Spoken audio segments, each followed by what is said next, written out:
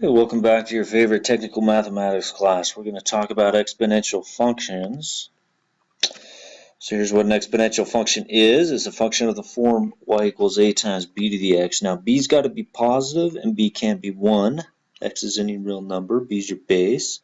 So determine whether the following functions are exponential or not. So if you look at 3 to the x, what's the number in front? Well, they don't show you, but it's 1. So the question is it in that form? Well, sure, your A is 1, your B is 3, B is your base. As long as this base is positive and it's not 1, you're fine. And of course, x can be any number here. So yes, this is exponential. So yes, exponential base is 3. Now next one, y equals negative 0.2 times 2.7 to the x. So again, does it fit the form a times b to the x? It sure does. What's your base? Base is 2.7. So yes, it is. Base is 2.7. Next one, y equals x squared. Does that fit the form a times b to the x? No, it doesn't. Look where the x is. X is down low. The exponent's got to be up here as an exponent. Right? So if this was 2 to the x, 2 to the x works, but not x squared. Right? 2 to the x is exponential base of 2. That's not what this is. This is x squared. So this is not exponential. Exponent's in the wrong spot. Next one, 0.5 pi to the x. Does that fit the form a times b to the x? A is 0.5, b is pi. There's your base. Base is pi. So yes, this is exponential. Base is pi. Next one, y equals negative 4 times 4 to the x. Now when you're doing this and you're plugging points in, you always do the 4 to the x first. There's like a negative 1 right here times that 4 to the x. You do the exponent first. So this is a times b to the x with the base being 4 on this. So this is yes. Can you see the difference between that one and this one? A times b to the x. Here, your b is negative 4. Well, the problem with the last one here, b being negative 4, is b has to be positive. So this is not exponential. Your base has got to be positive. Okay, so there's a difference between those two there. So evaluate it. So let's say we have a little function notation. F of x equals 1/2 0.5 times 3 to the x.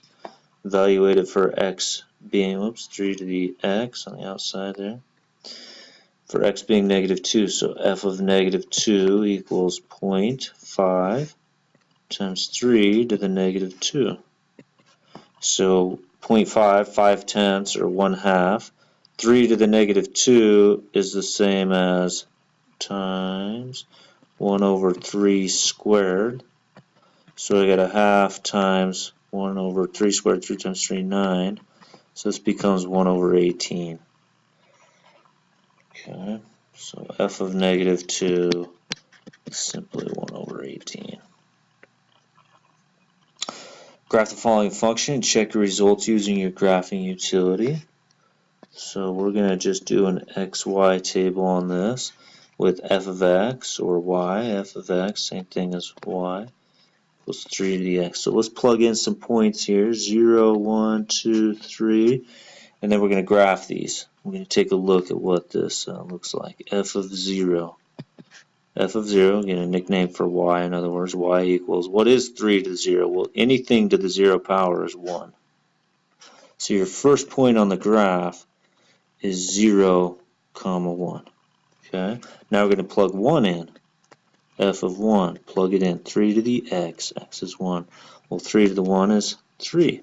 So we got 1, 3 is your second point. 1, 3. Plug in 2. F of 2, so we got 3 to the x, 3 to the 2. 3 squared is 9. F of 2 is 9, so we got the point 2, 9's way up here. Oops, I'm not going to see that. 2, 9. Plug in 3 to the third, 27. Well, we're going to plug in some points to the left of 0 now, like -1, -2, -3 now. So y equals 3 to the -1. Well, that's 1 over 3 to the 1. In other words, 1/3. So -1, I'm only up 1/3 of the way. -1, I'm up 1/3. Gosh. Struggling here. -1, I'm up 1/3 of the way. There we go. -2, let's plug in -2. Y equals 3 to the -2. Well, that's 1 over 3 squared, which is 1/9.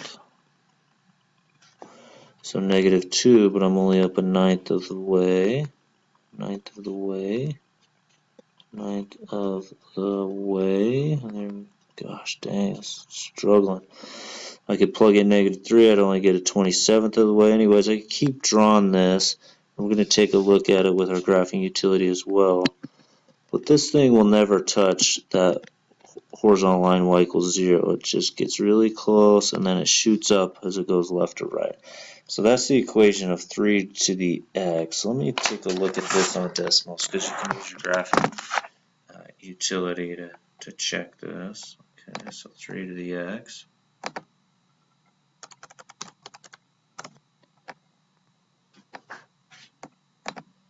So desmos.com, www.desmos.com, and just punch in f of x or y equals 3 to the x, and you can see it there.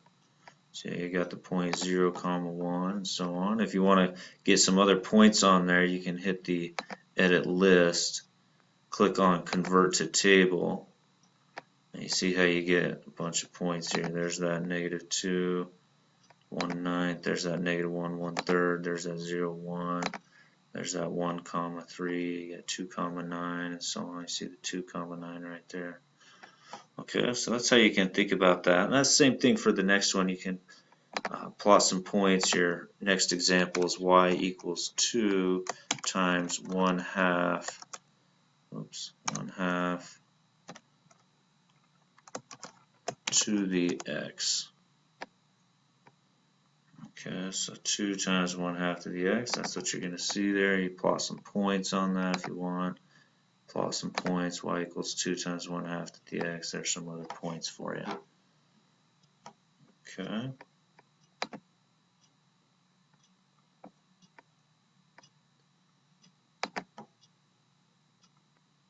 Oops.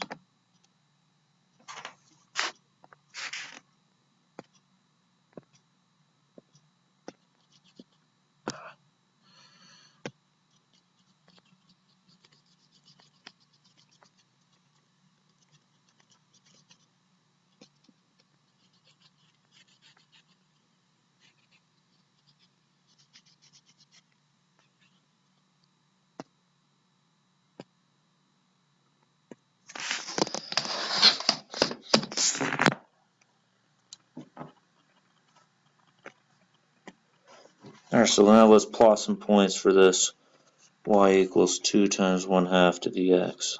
So we're going to, whoops, good grief. Make sure I got my drawing utility here. So y equals 2, 1/2 to the x, plot some points. We already saw what it looked like on the graph, but let's throw some in. So throw 0 in. Y equals 2 times 1/2 to the 0. Well, anything to the 0 is 1, so we got 2 times 1, which is 2. So the first point on that graph was 0, 2. Plug 1 in. Y equals 2 times 1/2 to the 1. Well, 1/2 to the 1 is still 1/2. 2 times 1/2 is 2 times 1 is 2. 1 times 2, multiplying the denominator is 2. 2 over 2 is 1, so I got the point 1, 1. 1, 1 right there. Plug in 2, so now we got 2 times 1/2 squared. So I got 1 squared over 2 squared.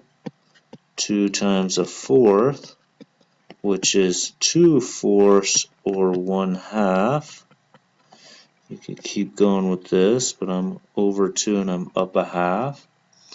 We keep going, like I say, with this. We could do 3, and you'd be up a fourth. You go -1. In fact, let's throw in the -1 here. Y equals 2 times, so I'm throwing in -1 this time, 1/2 to the -1. So that's 2 times 1 to the -1 over 2 to the -1. Well, when you've got a negative exponent, that 1 to the -1 will go down and become 1 to the 1. The 2 to the -1 will go up, become 2 to the 1. So you got 2 times 2 over 1, which is 4. So -1 comma 4. Anyways, you keep graphing that, but if you remember, you use your graphing utility. You take a look at that. There's that graph of 2 times 1/2 to the x. Now, finally, let's do an application of an exponential function. Let the formula 32 times 1.047 to the t represent the total population in thousands of a small town, New York, t years after the last census. What's the population of this town 5 years after the last census? So we're just plugging 5 in.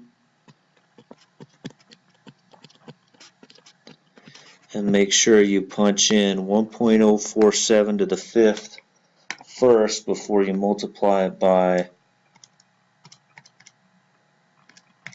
So use your exponent key on your calculator. This is 1.25815 blah blah blah. Anyways, this keeps going, and then multiply by 32. Make sure you don't cut that off. You get 40.2608914448. Anyways, but this is in thousands. So this is times by 1,000. It's 40,261 approximately people, right? Because this is in thousands, right? In thousands. So 40.2, this is 40.261 if you round it to the thousands. So if it's in thousands, multiply by 3. I'm sorry, multiply by 1,000. Well, thank you for watching. That's exponential functions. We'll see you soon.